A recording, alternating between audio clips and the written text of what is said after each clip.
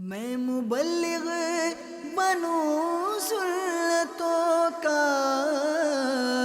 خوب چرچا کروں سنتوں کا، ہو کرم بہر خاک مدینہ۔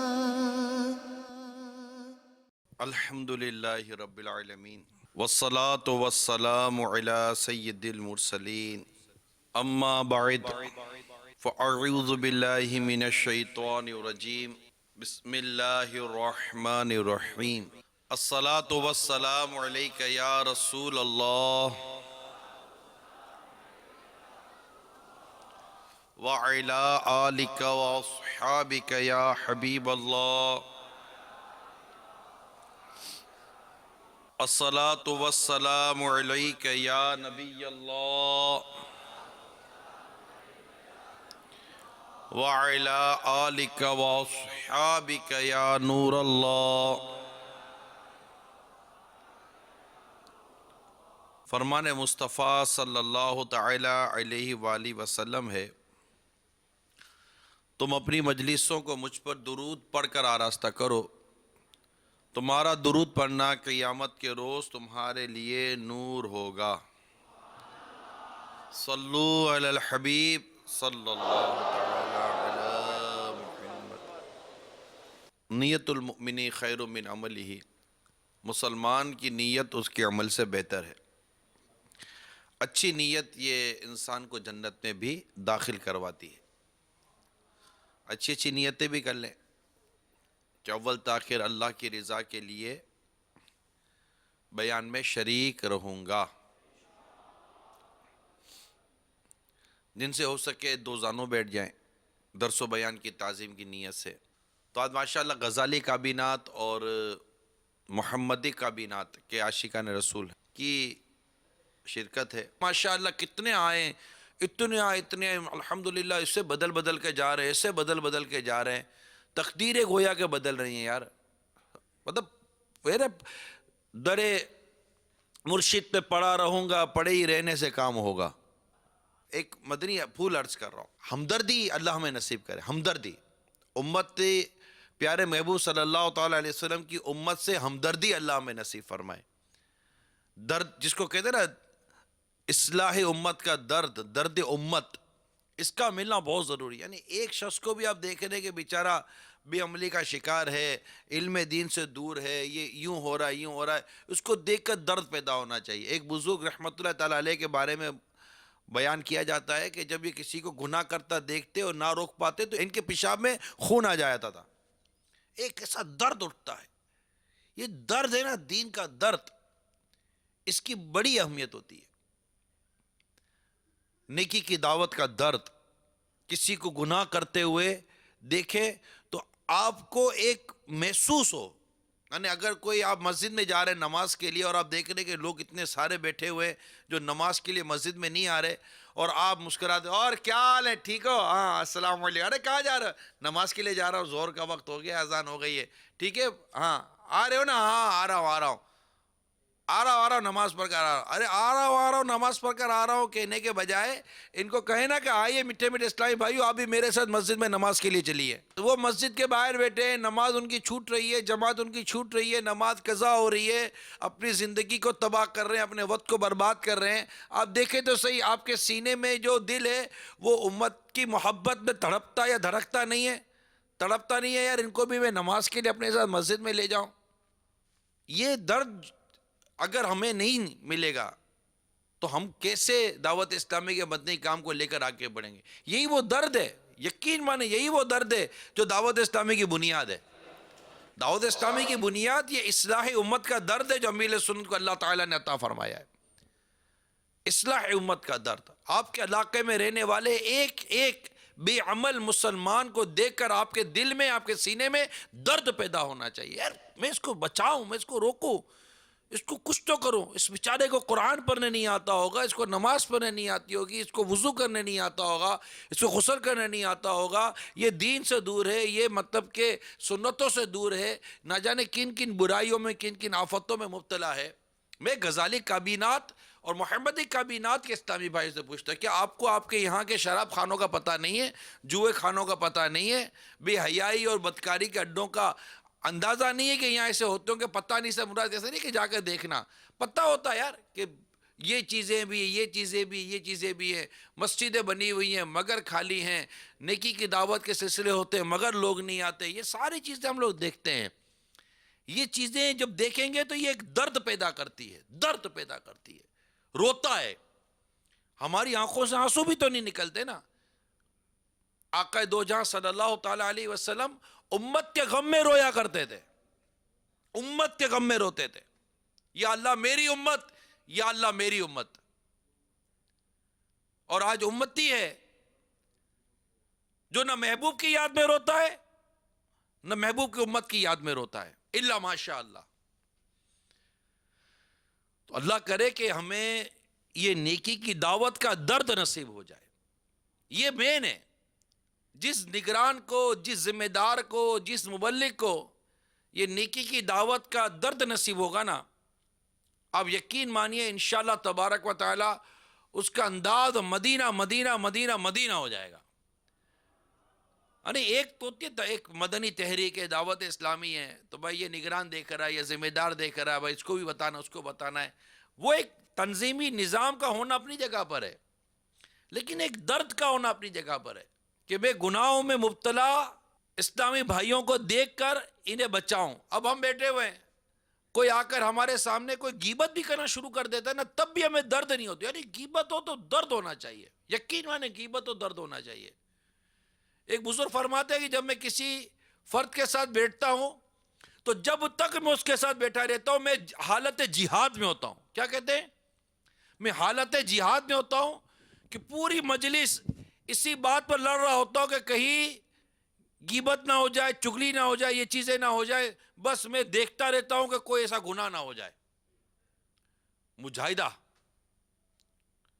غور، ہم بیٹھتے بھی ہیں تو کوئی ہمارے ساتھ بیٹھ کر گناہ کر رہا ہوتا ہے، ہمارے منہ پر آ کر گناہ کر رہا ہوتا ہے۔ آپ بولو کہ میرے منہ پر آ کر کون گناہ کرتا ہے؟ نہ میرے سامنے کوئی شراب پیتا ہے، نہ میرے سامنے کوئی جوا کھیلتا ہے، نہ میرے سامنے کوئی گالی دیتا ہے۔ آپ کے سامنے نہ جوا کھیلتا ہے، نہ آپ کے سامنے شراب پیتا ہے، نہ آپ کے سامنے گالی دیتا ہے، مگر آپ کے منہ پر آ کر کسی کی منہ بھر کر غیبت کر کے چلا جاتا ہے، مگر آپ کی صحت پہ فرق نہیں پڑتا ہوگا۔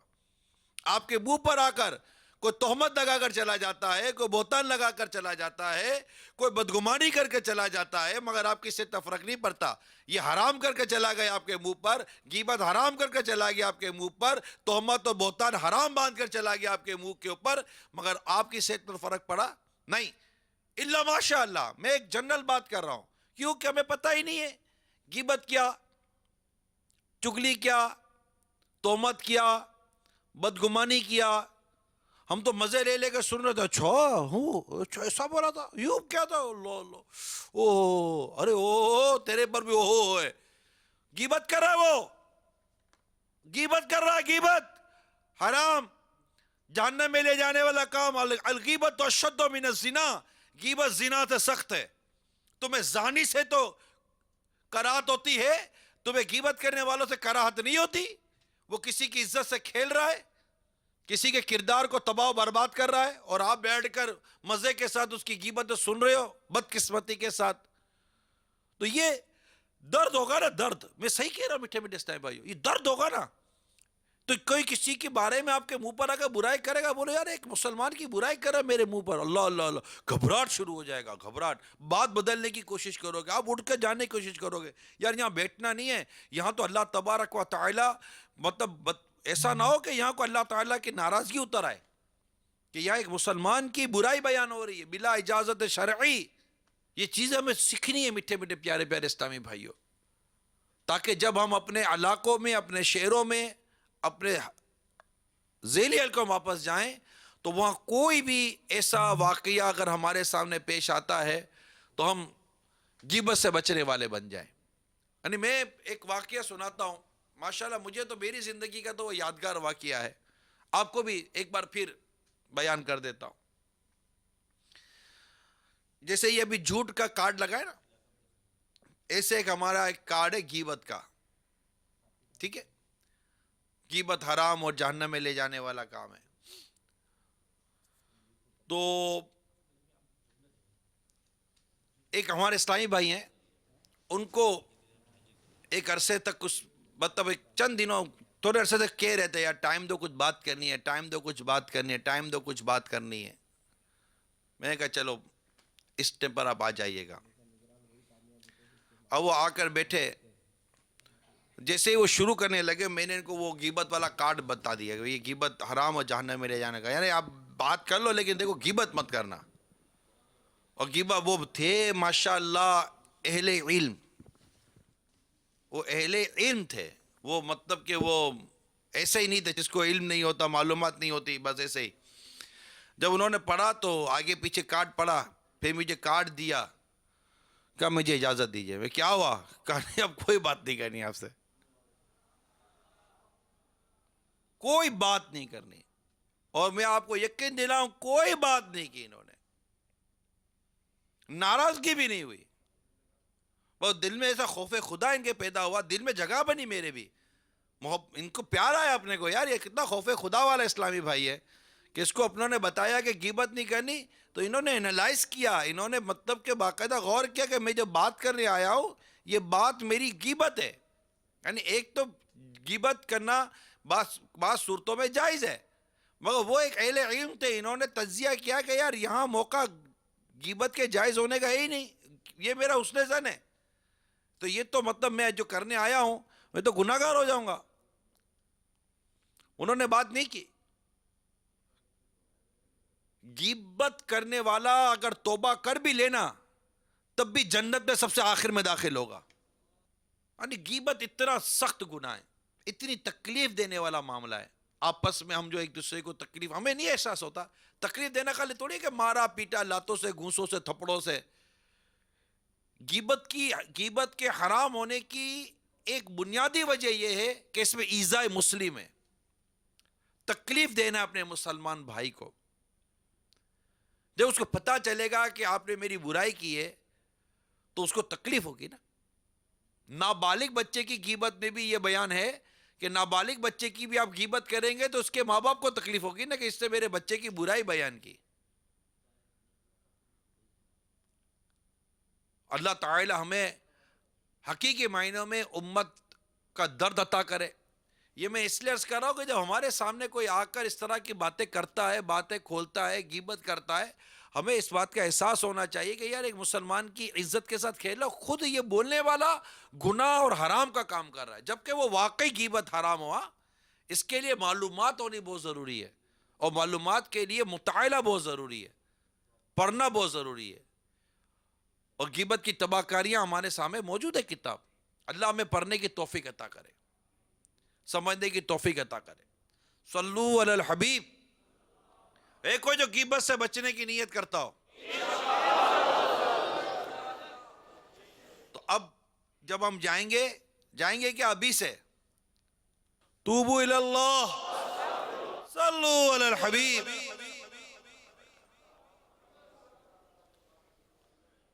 اب مثال کے طور پر جو اسلامی بھائی نہیں ہیں, ابھی بیان ختم ہوگا, ارے وہ دیکھا وہ نہیں ہے نا, مثال کے طور پر زید نہیں ہے, اب دو بیٹھ کر باتیں کر رہے ہیں بکر و عمر, دیکھ زید نہیں ہے نا, میں نے پہلے کہا تھا زید کو مت لانا, گولی دیتا ہے, ٹلو ہو جاتا ہے, آگے پیچھے ہو گیا نا.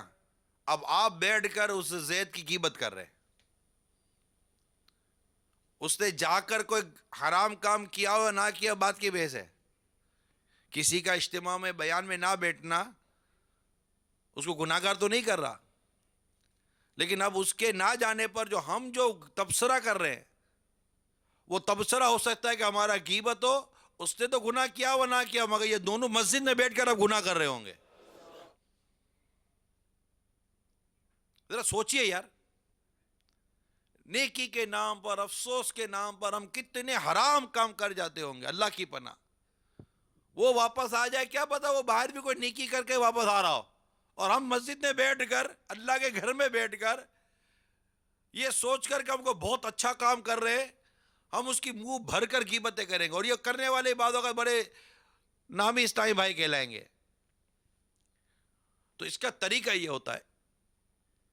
میرا یہ موضوع نہیں تھا, موضوع تو میرا کوئی اور, ابھی تو پتہ نہیں وہ بیان ہوگا نہیں ہوگا. اس کا میں ایک طریقہ آپ کو بتاتا ہوں. آپ دو اسلامی میں تصور کریں کہ آپ 2 3 4 بیٹھے ہوئے ہیں, کسی ایک نے بھی اس شخص کا تذکرہ شروع کیا جو آپ میں نہیں ہے. بالکل توجہ سے سمجھیے, خواہ اسلامی بھائیوں, آپ کسی مشورے کے نام پر بیٹھے ہوں, مدنی مشورہ اللہ کرے وہ ہو, کوئی میٹنگ ہو, کوئی اجلاس ہو, کوئی گھریلو معاملہ ہے, واٹ ایور, ٹھیک ہے, میں جنرل بات کر رہا ہوں, ٹوٹل جنرل بات کر رہا ہوں. ادارے میں بیٹھے ہیں, آفس میں بیٹھے ہیں, کاروباری ادارے میں بیٹھے ہیں, جہاں بھی بیٹھے ہیں آپ جسٹ سمجھنے کی کوشش کریں, سمجھنے کی کوشش کریں. آپ بیٹھے ہیں 2 3 4 جو بھی آپ بیٹھے ہیں, ہر فرد سے میں کہہ رہا ہوں جو بیٹھے ہیں, ٹھیک ہے, تصور کریں. اب ایک ایسے شخص کا تذکرہ آپ کے اس مجلس میں, آپ کی اس بیٹھک میں ہو رہا ہے جو آپ وہاں نہیں ہیں, وہ وہاں نہیں ہے. یہ سب کے سب غور کریں کہ جو تذکرہ شروع ہوا ہے یہ تذکرہ اس کی برائی ہے یا اچھائی ہے. جنرلی برائی ہوتی ہے, عمومی طور پر برائی ہوتی ہے. اب غور کریں کہ یہ برائی جو اس کی بیان کی جا رہی ہے, یہ اس برائی بیان کرنے کا موقع ہے یا نہیں ہے یہاں پر, کہ چلے بیٹھے ہی ایک تو مطلب کہ ایک مطلب کہ ریلیونٹ پرسن ہوتے ہیں, اس سے متعلق لوگ ہوتے ہیں.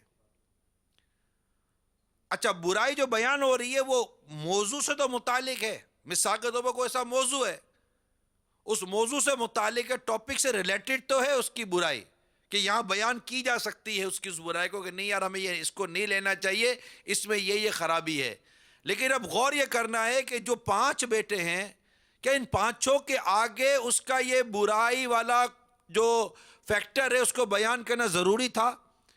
ہو سکتا ہے کہ ایک کو بیان کر دیا جاتا اور 4 کو نہ کیا جاتا تو اس کی عزت 4 کی نظروں میں باہر رہتی. بات سمجھ رہے ہیں آپ؟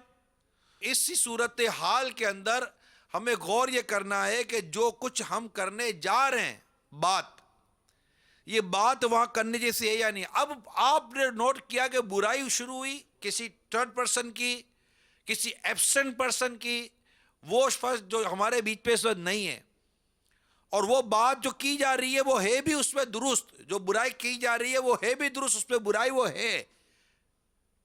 لیکن اس موقع پر, اس مجلس میں, اس بیٹھک میں, اس مشورے میں اس کا اس ٹاپک پر اس فرد کا تذکرہ کرنا یہ موقع کی مناسبت سے نہیں ہے, یہاں اس کی برائی بیان نہیں ہونی چاہیے. اب جیسے ہی آپ کو یہ غور کرنا پڑے گا, ہم بالکل کہتے نا کہ وہ آنکھیں بند کر کے نہیں بیٹھے.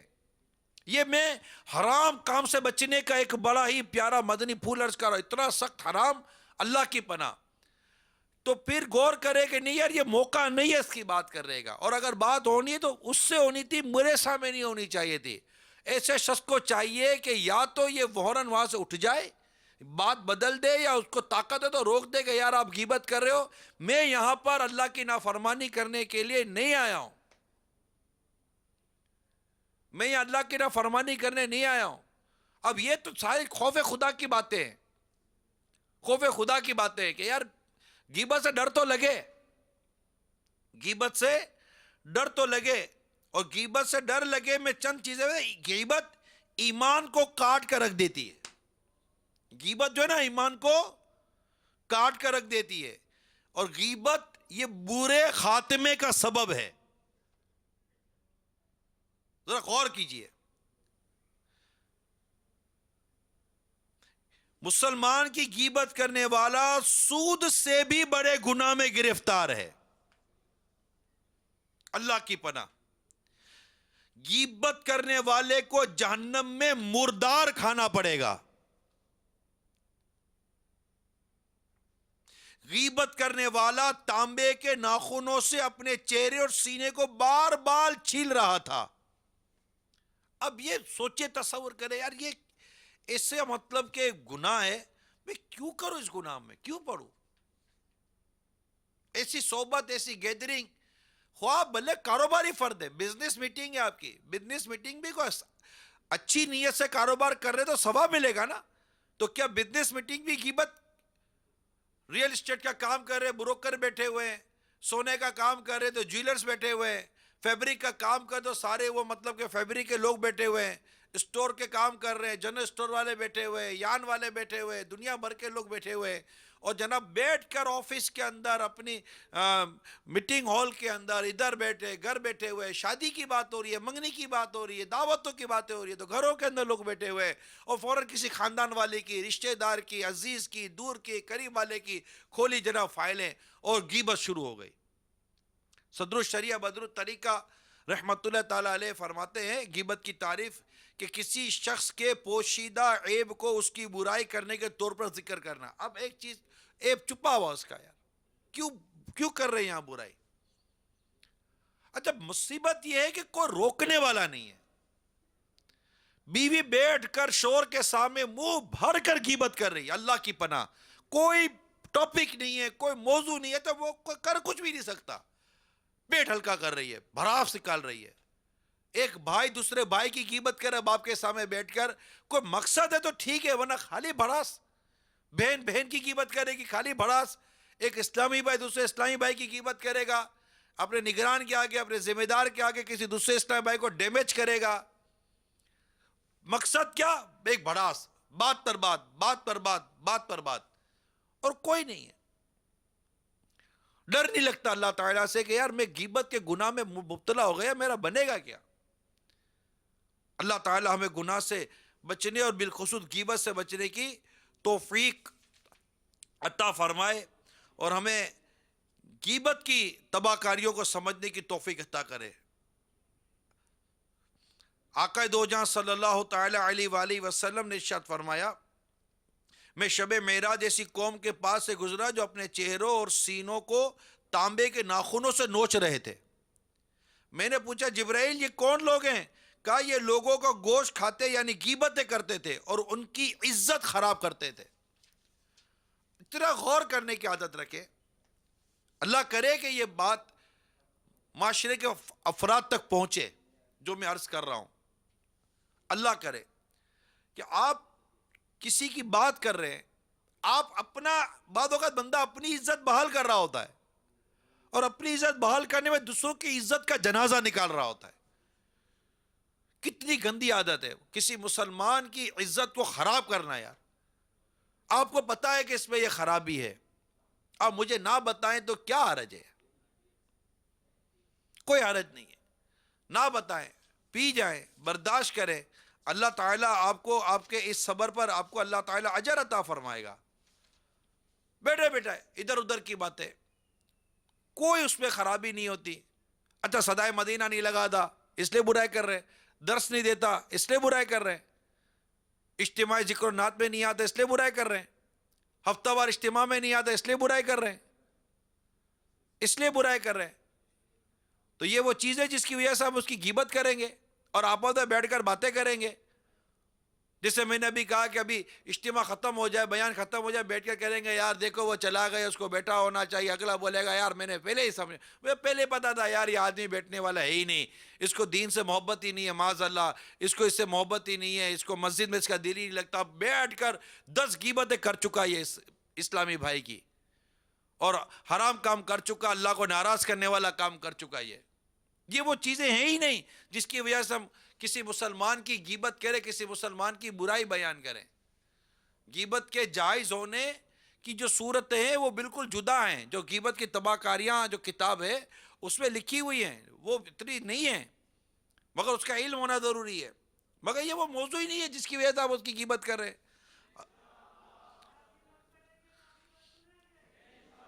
حضرت سیدنا عامر بن واصلہ رضی اللہ تعالی عنہ سے مروی ہے کہ سرکار مدینہ صلی اللہ تعالی علیہ وآلہ وسلم کی ظاہری مبارک حیات میں ایک صاحب کسی قوم کے پاس سے گزرے تو انہوں نے انہیں سلام کیا. بڑی توجہ کے ساتھ سنیے، دعوت اسلامی کے ذمہ داران خاص طور پر توجہ کے ساتھ سنیں. تو انہوں نے انہیں سلام کیا، ان لوگوں نے سلام کا جواب دیا. جب وہ صاحب وہاں سے تشریف لے گئے تو ان میں سے ایک شخص نے وہ سلام کیا، اس نے وہ سلام کر کے گزر گئے. لوگوں نے جواب بھی دیا. اب وہ شخص چلے گئے. جب وہ چلے گئے تو وہاں بیٹھے ہوئے لوگوں میں سے ایک شخص نے ان جاننے والوں کے بارے میں کہا میں اللہ تعالیٰ کے لیے شخص سے نفرت کرتا ہوں. جب ان صاحب کو اس بات کی خبر پہنچی کہ یہ میرے بارے میں یوں کہہ رہے ہیں کہ میں اللہ کے لیے اس صاحب سے نفرت کرتا ہوں, ان تک پہنچ گئی وہ بات. تو انہوں نے رسول اکرم صلی اللہ تعالی علیہ وسلم کی خدمت میں حاضر ہو کر سارا ماجرا عرض کیا, یعنی جو کچھ ہوا تھا بیان کر دیا کہ میرے بارے میں اگلا یوں کہہ رہا ہے, اللہ کے لیے میں اس شخص سے نفرت کرتا ہوں. یعنی اس سے پوچھا جائے کہ مجھے ایسا کیا ہے کہ جس کی وجہ سے مجھ سے نفرت کرتا ہے. اور میں چلا گیا تو میرے پیچھے انہوں نے یہ بات کی. آقا دو جہاں صلی اللہ تعالی علیہ وسلم نے ان کو طلب فرمایا اور ان سے پوچھا کہ کیا تم نے واقعی سی بات کی ہے؟ تو انہوں نے اقرار کیا کہ جی میں نے یہ بات کہی ہے. ارشاد فرمایا تم اسے کیوں نفرت کرتے ہو؟ اب غور سے سنیے, ایک ایک بات غور سے سنیے. فرمایا تم کیوں اس سے نفرت کرتے ہو؟ عرض کی میں ان صاحب کا پڑوسی ہوں اور میں ان کی بھلائی کا خواہ ہوں, یعنی میں ان کی بھلائی چاہتا ہوں. یہ بھلائی کا ذہن سامنے آیا نا. خدا کی قسم میں نے کبھی بھی فرض نماز کے علاوہ انہیں نفل نماز پڑھتے نہیں دیکھا, جبکہ فرض نماز تو ہر نیک اور بد آدمی پڑھتا ہی ہے. فریادی نے عرض کی کہ یا رسول اللہ صلی اللہ تعالی علیہ وسلم, ان سے پوچھئے کہ انہوں نے مجھے فرض نماز میں تاخیر کرتے ہوئے دیکھا ہے یا میں وضو میں کوتاہی کرتا ہوں یا رکوع اور سجود میں میری کوئی کمی واقعی ہوئی ہے؟ آپ نے پوچھا تو اس نے انکار کرتے ہوئے کہا کہ میں نے ایسی تو کوئی بات ان میں نہیں دیکھی, یعنی فرائض وغیرہ میں, وضو وغیرہ میں اور اس کی ادائیگی میں کوئی کمی کوتاہی میں نے نہیں دیکھی. تو کیا دیکھا تھا کہ نفل نماز نہیں پڑھتے. پھر اس نے مزید عرض کی یا رسول اللہ صلی اللہ تعالی علیہ وسلم, میں نے ان صاحب کو رمضان المبارک کے علاوہ کبھی نفلی روزے رکھتے ہوئے نہیں دیکھا. اس مہینے یعنی ماہ رمضان مبارک میں تو ہر نیک و بد روزے رکھتا ہے. یہ سن کر فریادی نے پھر عرض کی یا آقا ان سے پوچھئے کیا میں نے کبھی رمضان مبارک کے روزے چھوڑے یا روزے کے حق میں کبھی کوئی کمی کی ہے؟ پوچھنے پر عرض کی کہ ایسا تو نہیں ہے, کہ میں نے ایسا نہیں دیکھا.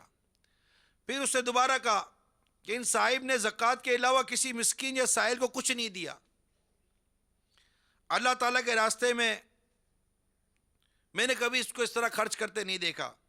زکوٰۃ تو ہر نیک و بد دیتا ہے. فریادی نے عرض کی آقا ان سے پوچھئے کہ انہوں نے مجھے زکوٰۃ کی ادائیگی میں کوتاہی کرتے ہوئے دیکھا ہے یا میں نے کبھی اس میں ٹالم ٹول سے کام لیا ہے؟ دریافت کرنے پر انہوں نے عرض کی نہیں. آقا دو جہاں صلی اللہ تعالی علیہ وسلم اس نفرت کرنے والے سے فرمایا اٹھ جاؤ, شاید یہ تم سے بہتر ہو سکتا ہے کہ آپ نے یہ روایت پہلے بھی سنی ہو اور درس میں بھی سنی ہو, بیان بھی کیا ہو یا خود درس بھی دیا ہو, اور ایک سے زیادہ مرتبہ ہو سکتا ہے کہ یہ کیا ہو. بات یہ ہے کہ کیا اس پر عمل ہے؟ درس تو دیتے ہیں, موت کا بیان آپ بھی کرتے ہوں گے, میں بھی کرتا ہوں, کیا مجھے موت یاد رہتی ہے؟ تکبر پر بیان آپ نے بھی کیا ہوگا, میں بھی کرتا ہوں, کیا میں تکبر سے بچا ہوا ہوں؟ دنیا کی محبت اور دنیا کی مذمت پر, مال کی محبت پر, مال کی مذمت پر آپ نے بھی بیان کیا ہوگا, میں بھی بیان کرتا ہوں, کیا آپ اور میں اس سے بچے ہوئے ہیں؟ غیبت کی تباہ کاریوں پر آپ بھی بیان کرتے ہیں, میں بھی بیان کرتا ہوں, آپ بھی بیان کرتے ہوں گے, میں بھی بیان کرتا ہوں, کیا ہم غیبت سے بچے ہوئے ہیں؟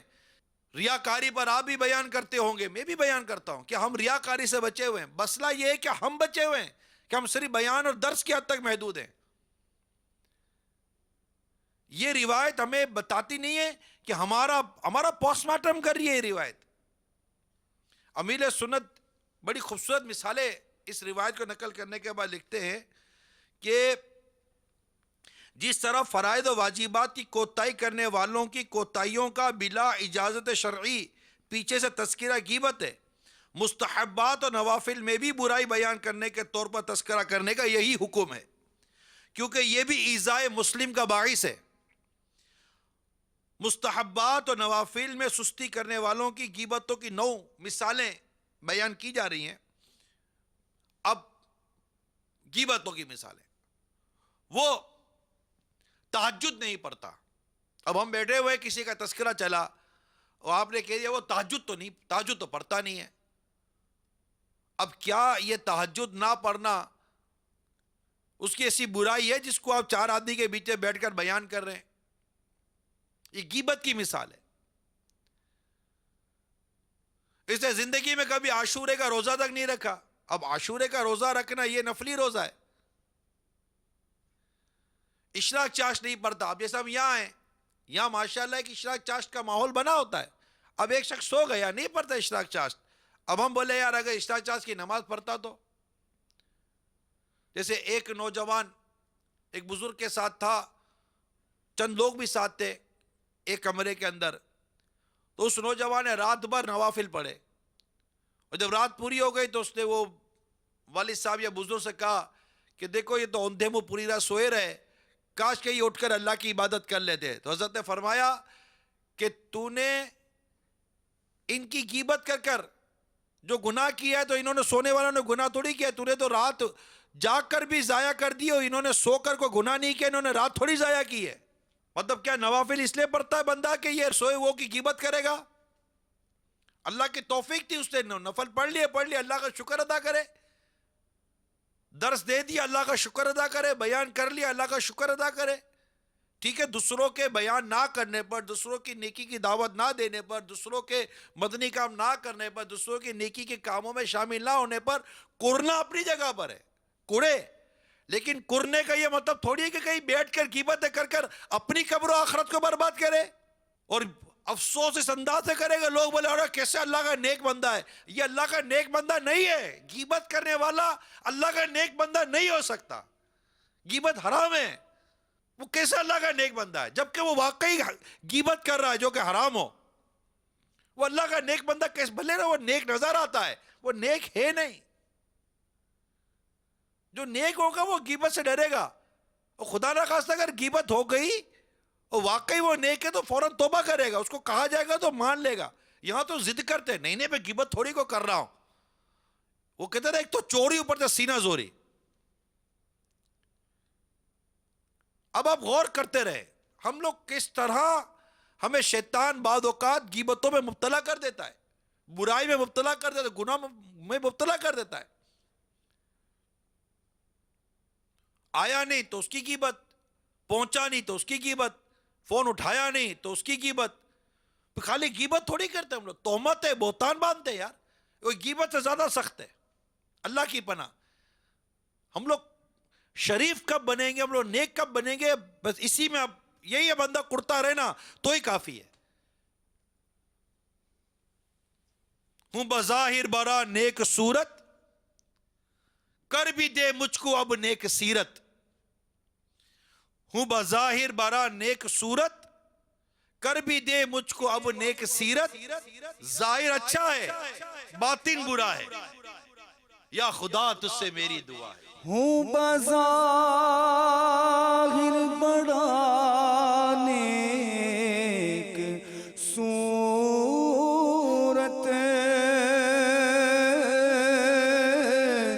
کر بھی دے مجھ کو اب نیک سیرت.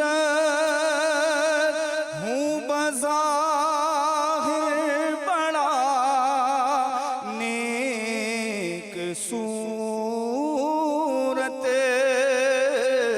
کر بھی دے مجھ کو اب نیک سیرت. کر بھی دے مجھ کو اب نیک سیرت. ظاہر اچھا ہے, باطن برا ہے, یا خدا تجھ سے میری دعا. یہاں صرف غیبت تھی تو نہیں نا مسئلہ. بندہ غور کرے, غیبت کی عادت, چپ چپ کر گناہ کرنے کی عادت, بد نگاہی کی عادت، بدگمانی کی عادت، ریاکاری کی عادتیں، شہرت طلبی، تعریف سننے کی عادتیں، طرح طرح کی برائیاں، موبائل فون کے ذریعے، انٹرنیٹ کے ذریعے، دیگر چیزوں کے ذریعے الٹے سیدھے مناظر دیکھنے کی عادتیں،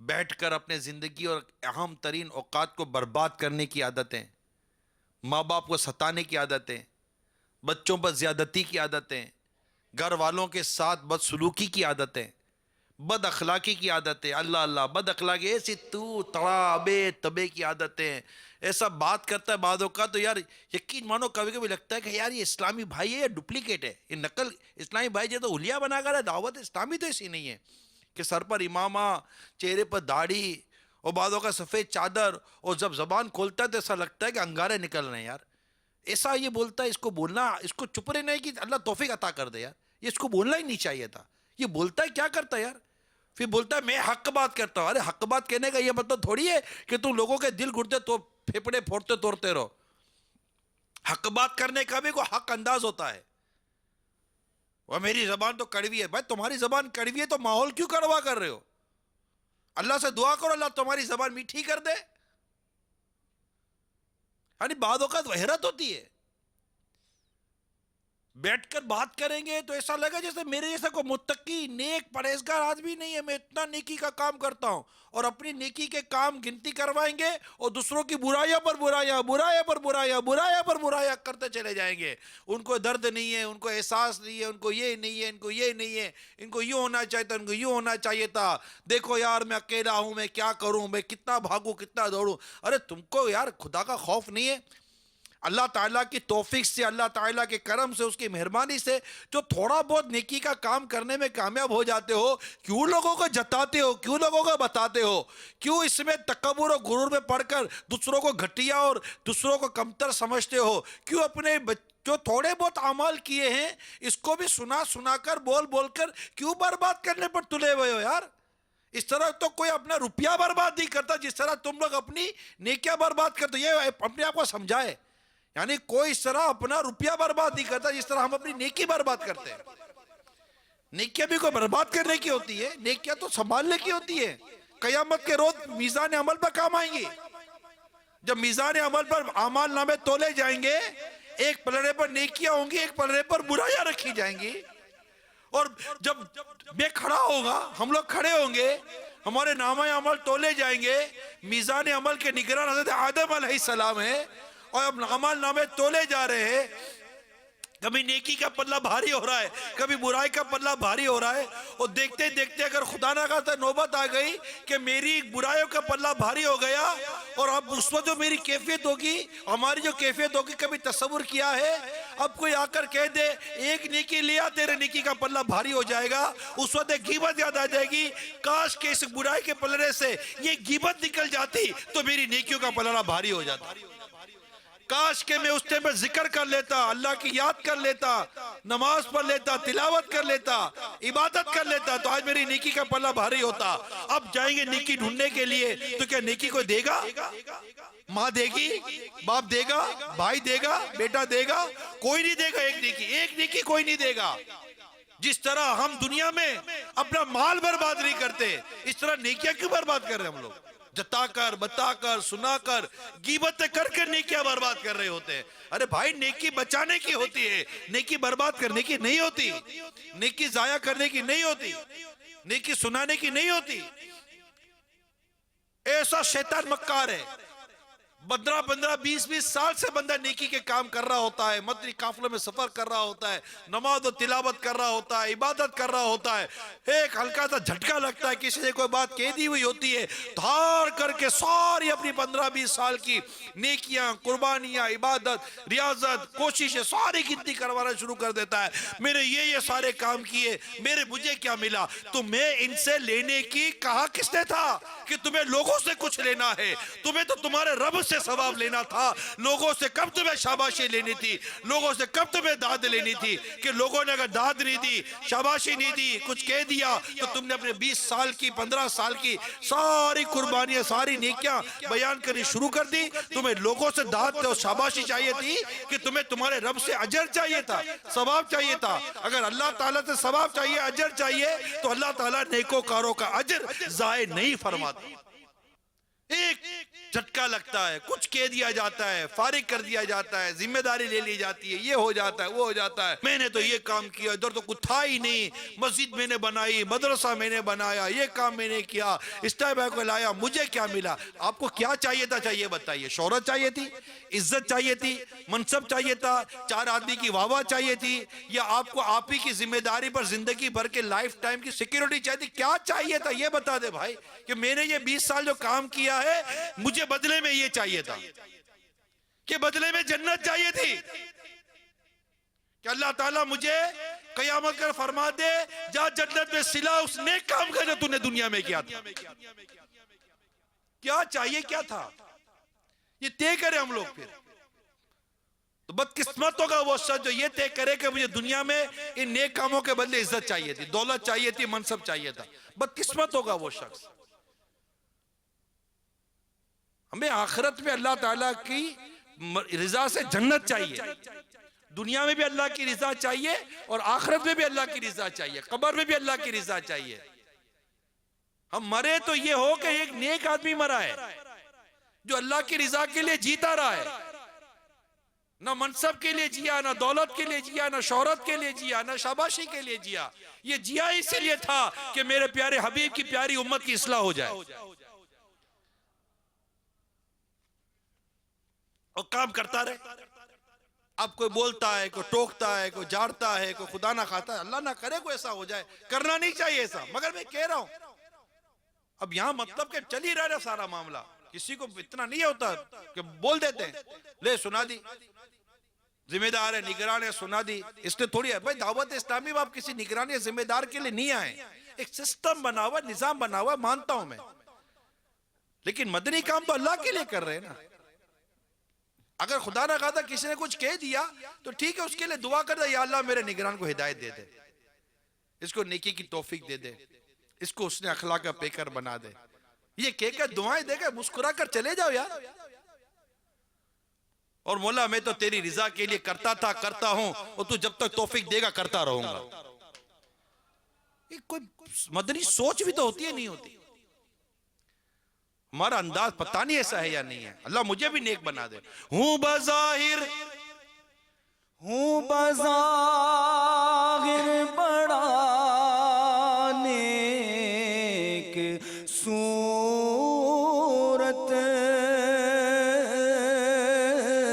کر بھی دے مجھ کو اپنے کی سیرت. ہوں بظاہر بڑا نیک صورت، کر بھی دے مجھ کو اپنے کی سیرت.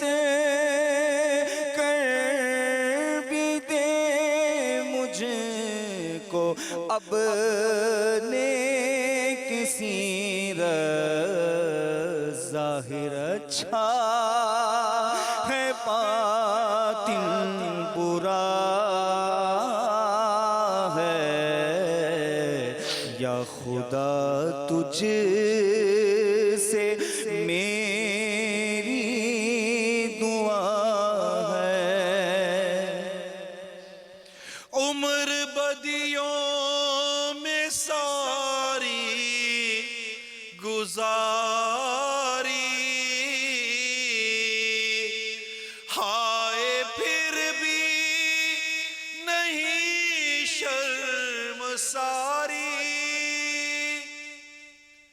عمر بدیوں میں ساری گزاری، ہائے پھر بھی نہیں شرم ساری. عمر بدیوں میں ساری گزاری، ہائے پھر بھی نہیں شرمساری، ہائے پھر بھی اللہ شرمندگی نہیں ندامت شرمساری، بخش بخش محبوب کا واسطہ ہے، یا خدا تجھ سے میری دعا ہے، یا خدا تجھ سے میری دعا ہے، یا خدا تجھ سے میری دعا ہے، اور میں نے مانا میں سب سے برا ہوں، اللہ میں نے مانا میں سب سے برا ہوں، کس کا ہوں میں تیرا ہوں، تیرا ہوں، کس کا ہوں میں تیرا ہوں، ناز رحمت پہ مجھ کو بڑا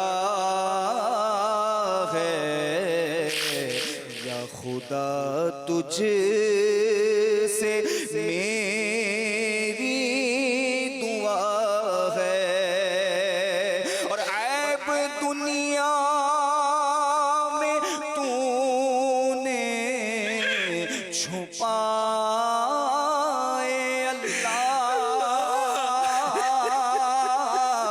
عیب دنیا میں تو نے چھپائے،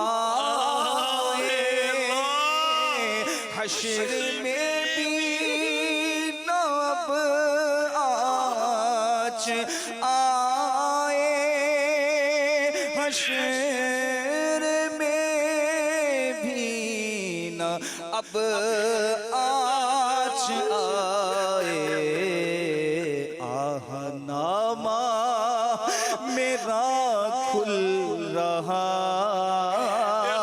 ہے، یا خدا تجھ سے میری دعا ہے، اور مغفرت کا ہوں تجھ سے سوالی، اللہ مغفرت کا ہوں تجھ سے سوالی،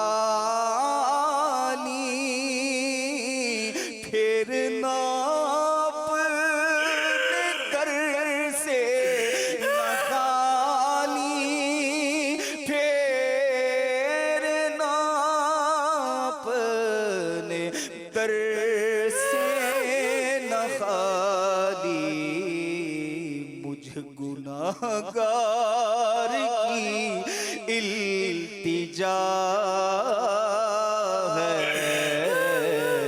یا خدا تجھ سے میری دعا ہے، اور یا خدا غوث اعظم کے صدقے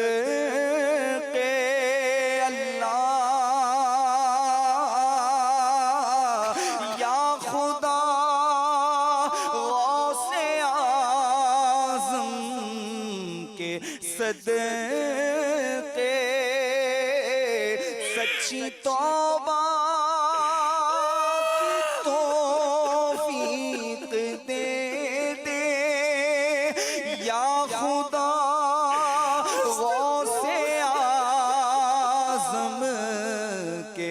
صدقے